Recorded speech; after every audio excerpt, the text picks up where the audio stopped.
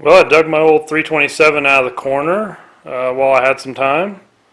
Find a new spot for it. Figured I'd make this video. This is the numbers matching 327 out of my Chevelle. This is a 1968 large journal block. I'll show you the casting number. It's a 3914660 68 block. Basically, this block is identical to a 350 block.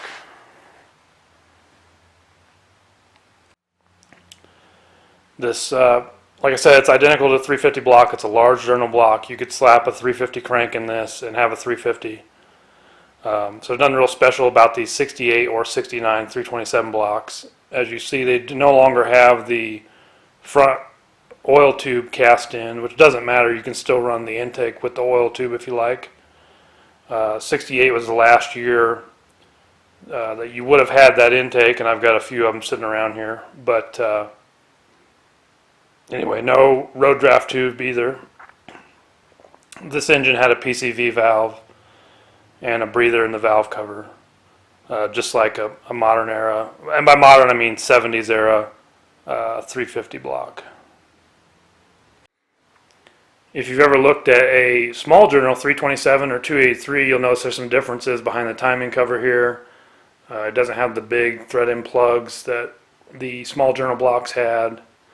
Even though it's a large journal block, all 327s were 2-bolt main.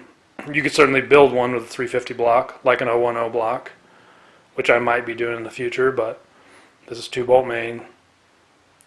So really nothing special about this block. The crankshaft is what you would need to build a large journal 327 out of pretty much any 350 block.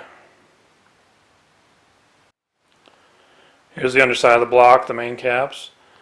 Looks just like a 350 block. It's got, because the 68, it has a normal spin-on oil filter instead of the earlier canister type. And there's only one issue with this block. This is a standard bore block. When I drove my Chevelle in high school, this was the engine that was in it. It wasn't particularly fast, but where the motor mount bolts up, one of those castings is broke off. Let me get closer. The upper right one there, you can see there's a chunk missing. And when we pulled this engine out of the car when I was 15 years old, we just put rings and bearings in it, and I drove it for a few years like that. And it wasn't an issue, but it's unfortunate that it's broken there. It worked fine, everything was fine, but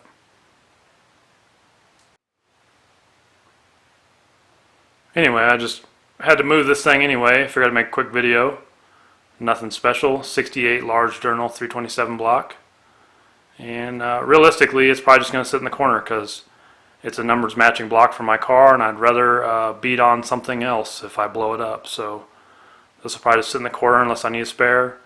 I could have it machined and rebuilt and all that, but really I'm just hanging on to it for originality. So there you are.